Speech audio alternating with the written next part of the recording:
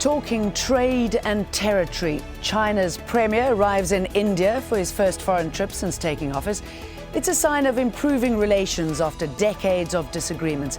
But can the world's two most populous nations work together? This is Inside Story.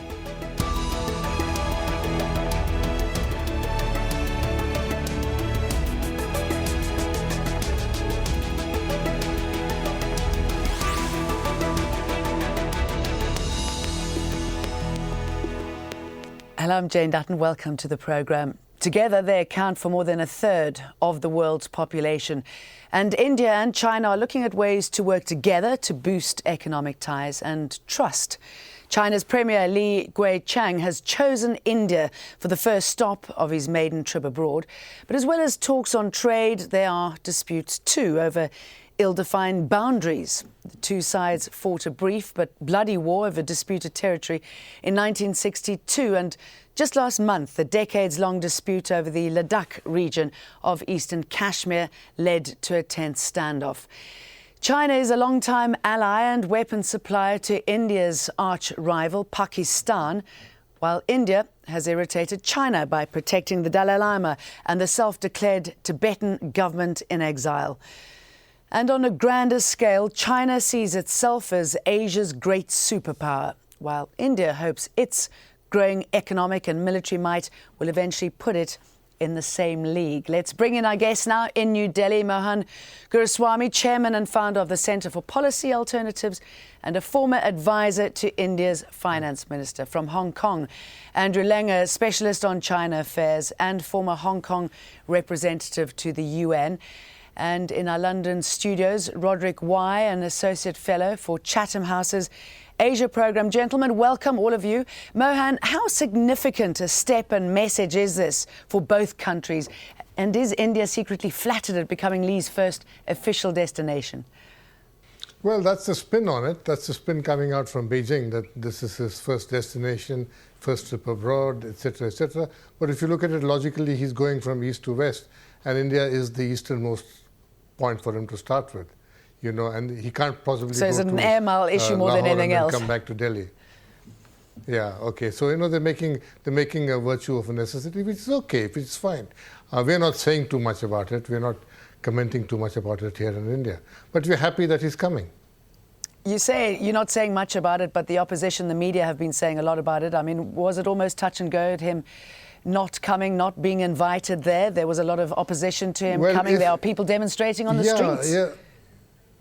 Well, people were demonstrating. That was related to the Depsang incident, which suddenly flared up, and and there was a lot of popular anger, and it was possible that the Indian foreign minister's visit to Beijing would have been cancelled. That was last week, and if he cancelled out, then the Chinese Prime Minister would have basically sent a message that don't come. Andrew, but I think it settled down. Are you as dismissive as Mohan is of the significance of this trip, that it's just actually easier for him to stop off in India before he heads off to Pakistan and the other countries? Well, there was a huge kind of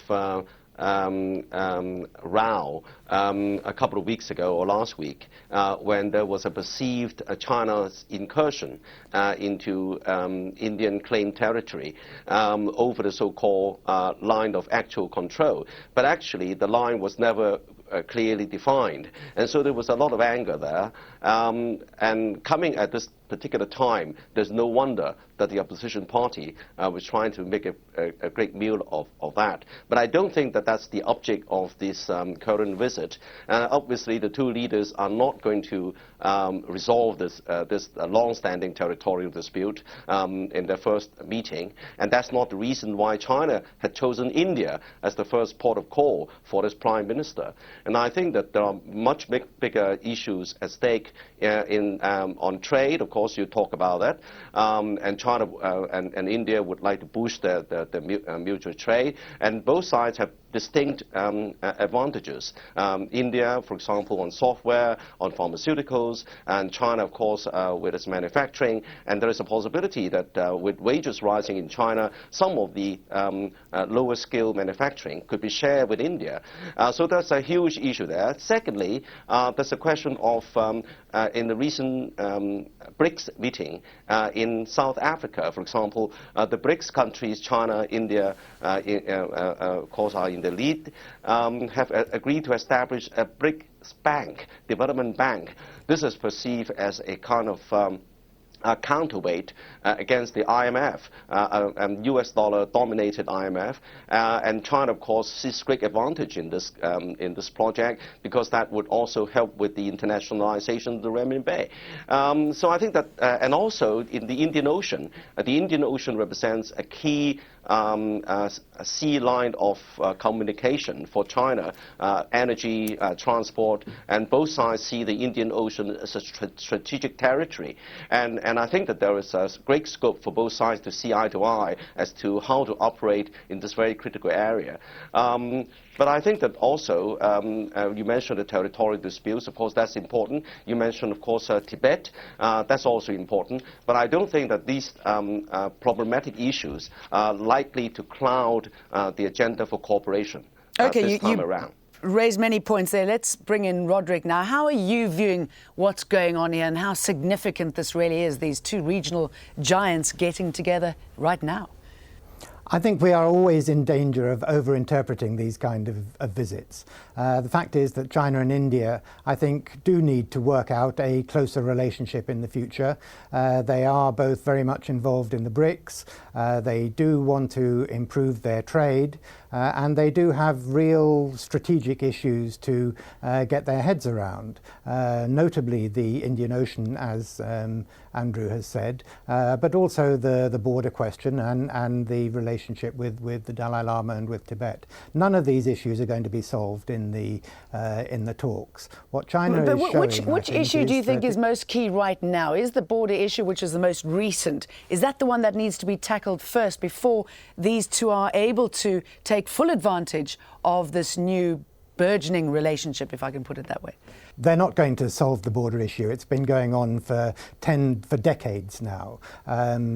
They need to find some way of shelving it, of managing it. The more critical issues, I think, are the economic issues. And for China to have a successful visit for Li Keqiang's first overseas visit, it is very important that this visit is seen to be a great success. And the mood music that has been coming out of the Chinese press is all about cooperation with India. So the Chinese desperately don't want this visit to be overshadowed by the existing disputes. Now, China is India's largest trading partner, but exports remain heavily skewed in China's favour. A little over 10 years ago, two-way trade was worth just $5 billion. Last year, it amounted to more than $66 billion. But here's how it broke down. India's exported goods worth $18.8 billion to China, but China's sales to India were just short of $50 billion. New Delhi and Beijing have agreed to a bilateral trade target of $100 billion for 2015. It is expected that China will still get the lion's share. And Mohan, is that the problem here, the fact that China is so dominant here, that trade is so skewed in China's favour? Is that what's making India so nervous? Well, it is not making us nervous. It causes a lot of concern because, China doesn't export anything substantial to India. Only substantial exports began only 2 years ago when we allowed telecom and power equipment to come into India. And China is financing those exports with a lot of soft loans, almost interest-free loans. So it's a good thing for India. But on the other hand, this trade imbalance is going out of control. You can't have this kind of $38 or $40 billion trade imbalance annually. Chinese trade gap accounts for 1/3 of India's total trade gap. So that's quite substantial. And we have lots of Indian companies have been complaining of restrictions, of difficulties in doing business with China, particularly the IT companies and the pharma companies. They're subject to all kinds of entry barriers in China. And we've been taking this up with Chinese again and again. And only of late has the Chinese government begun to respond to this. I must say that China had the similar kind of complaints about India about 5-6 years ago, but I think we've resolved them, and we now require the Chinese to resolve some of our complaints. Roderick, do you think there's much chance in the near future that India is going to be able to address this imbalance? I don't see it turning around in the short term. I mean, I think the overall target is probably attainable, but the difference will remain substantial. And this is a problem, is likely to be a continuing problem for India. It is not simply questions of market access. It means that the Indians will have to find ways of producing goods that are more welcome in China. But the sort of brighter side of this is that China is itself trying to turn towards a more consumer-driven economy rather than an export-driven economy, and this might provide some openings for Indian exporters. Now, obviously China, we've been discussing this, is clearly the big brother in this relationship, whichever way you look at it. There's not much to choose between them when it comes to population. China has a little over 1.3 billion people to India's 1.2 billion, but China is 3 times as big geographically, with 9.6 million square kilometers. And here is the major difference: gross domestic product. Latest figures for China put the value of all goods and services at more than just $7 trillion versus just under $2 trillion for India. Andrew, let's talk about the Chinese population. Is this the area where India could now gain some kind of traction, because the Chinese population is eventually, I believe, going to start dipping, specifically with your your non-competitive one-child policy? Well, if you look at how the two countries are competing in terms of economic weight in the future, say over the next 20 or 30 or 40 years, there is no doubt that the China's population dividend, as a demographic dividend, is fast being exhausted. It is at most 1 or more 2 years before the absolute amount of labor force in China will be declining. And where is the demographic dividend in India is extremely strong. But of course, much of the Indian young remains at the education level is not comparable to China, so there is a lot of catching up. But as far as the aging profile, India has a definite advantage. And as far as the dynamic growth of the consumer market over the long term, say over 20 or 30 years, India's consumer market, according to lots of analysts, and also including McKinsey, is going to overtake that of China. But that would come only maybe after 20 or 30 years. And within I should imagine that if these two countries, excuse me, jumping in here, if these two countries play it right, that there's a lot of money on the table. I mean, look at Lee, he's going off to Pakistan next. You've got a new government in place. I mean, it makes sense, doesn't it? Mm-hmm. Absolutely. Both China and India, the consumer market combined is going to dwarf the rest of the world. China's consumer market already accounts for the world's lion's share of growth. If we add them up together, in India together, this is really the holy grail of the world's consumer markets. So there are lots of areas where both sides can cooperate. And as was mentioned before, China is growing its economy towards internal consumption. And the kind of products that can be imported from India could include, for example, pharmaceuticals, and also the kind of software products. And I think the greater opportunity would exist for both sides to cooperate. And, for example, Indian technology, I'm going to jump in here. Mohan's been so trying to say something. Mohan, what are your thoughts on this? Well, India will see the greatest expansion of the middle class in the next 20 years. And this will probably be the biggest expansion of the middle class the world has ever seen. So obviously there's a huge market building up here. And the demographic dividend is going to start paying off. You will see a faster growth of the economy. And analysts all over in the Western world are predicting in the next 30, 40 years that there would be 3 towering economies in the world, that is China, the United States, and India, and the others will be much smaller economies. So there's a new trilateral economic system emerging, and how these countries will deal with each other will determine the nature of the world we're going to live in. Given that, You can't have trade imbalances of the kind China is having with the US, that China is having with India, continuing for long. At least in the case of the United States has the ability to print more dollars and pay the Chinese off with new money. But India can't afford to do that. And we say it's quite ridiculous that you post a trade surplus with us and then go and park the money in America, where it's depreciating every year. Okay, you talk about US a lot, and I'm going to bring Roderick in here. I mean, that's another player in all of this. I mean, how much of this is to counter what is happening as far as relationships are concerned between India in particular and the US? I think from a Chinese perspective, part of the reason for the choice of countries in this visit, as indeed for the first visit of the President Xi Jinping, was to show that China had its own independent foreign policy, that it wasn't completely dependent on the United States, and that it had other options on the table.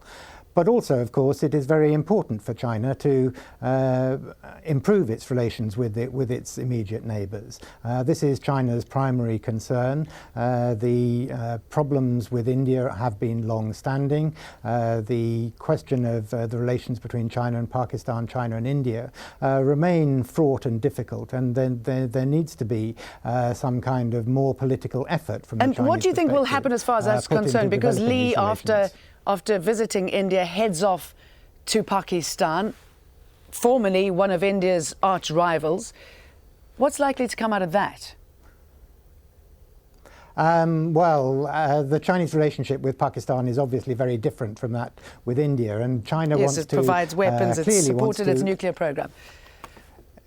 Exactly, but it wants to at the same time reassure India that its relationship with China is not directed, its relationship with Pakistan is not in any way directed against India. At the same time, it wants to reassure Pakistan that Pakistan can rely on its traditional friendship with China, because China wants to have a stable Pakistan. What it does not want to see is instability and dissension in Pakistan. Mohan, you were shaking your head there again.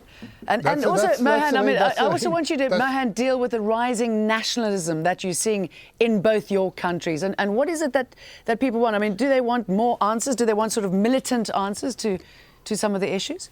Well, frankly, India wouldn't really bother about China's relationship with Pakistan as long as it's restricted to conventional weapons. They can give them as many tanks as they want and planes as they want. It won't make a difference to the strategic balance with India. But what we are concerned about is the continued transfer of nuclear technology and missile technology, when the Pakistani missile and nuclear programs are only India-centric. And that we see as an act of malevolence in India still. And we are very uncomfortable with it. We tell the Chinese about it. It's going to come up tomorrow again in the discussions with them. This is the big issue. We don't really talk very much about it in the press, because this really tells you, the real core issue in this triangular relationship. And China has to really assure India that this kind of assistance, this kind of transfer of dangerous technology has stopped. Chinese keep telling us that was in the past, it's no longer the case now, but Indian intelligence reports keep indicating otherwise. Okay, so you say that's a key issue. Andrew, I should imagine, and you touched on it a bit earlier, that the Dalai Lama is a key issue. How is that going to be addressed? China obviously very sensitive to that, and India's relationship with the Dalai Lama. I think that the China, as far as China is concerned, China thinks that time is on its side, because China could wait until the Dalai Lama passes over. And I think that the present situation can be tolerated. Of course, China is not very happy. But if he passes over, I mean, many are concerned within the Chinese camp that those who follow him might not be so peaceful in approach, his supporters. Well, I think that if you look at the situation in Tibet, it's not the worst of times. Of course, it's not the best of times. But I think the situation can be managed. Tibetan but might as far as China is concerned, China doesn't want to stir the boat too much. And time is on China's side. But I think that the relationship between China and India is an overall complex relationship.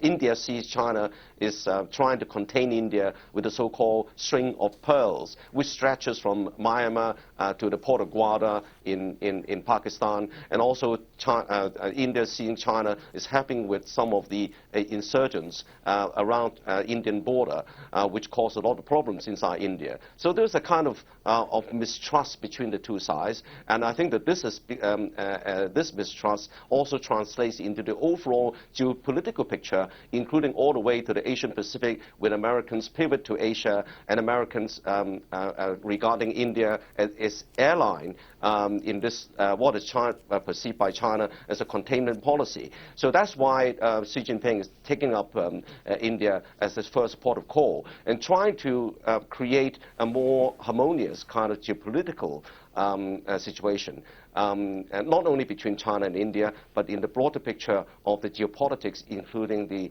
Asia Pacific. Roderick, what about China's growing territorial claims?